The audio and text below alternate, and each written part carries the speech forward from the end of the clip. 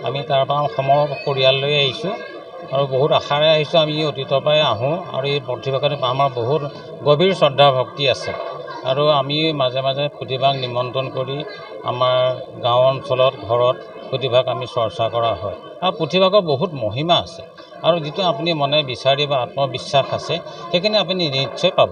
বিশ্বাস আছে আৰু গুচাই আহোঁগৈ, আহি থাকে ভাল লাগে। মই আপোনাৰ আহিছোঁ দেৰগাঁও নেঘেলিঙৰ পৰা।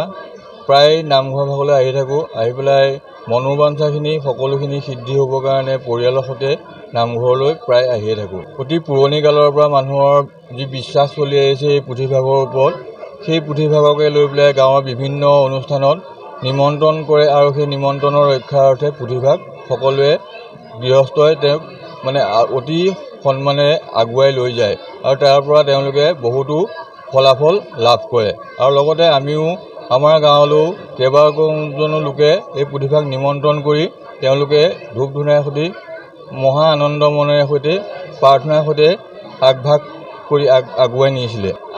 মই নিজৰ ঘৰ হৈ মানে গাড়ী এখন লৈছিলোঁ, তাৰ বাবে শৰাইভাগ আগবঢ়াই থৈছিলোঁ, সেইকাৰণে দিবলৈ আহিলোঁ আৰু প্ৰায় আমি আহিয়ে থাকোঁ এই ভাগ মন্দিৰলৈ। আজি মানে ভাদ মাহ বুলিও আহিছোঁ আৰু সেই শৰাইভাগ আগবঢ়াই থোৱাৰ বাবেও আহিছোঁ।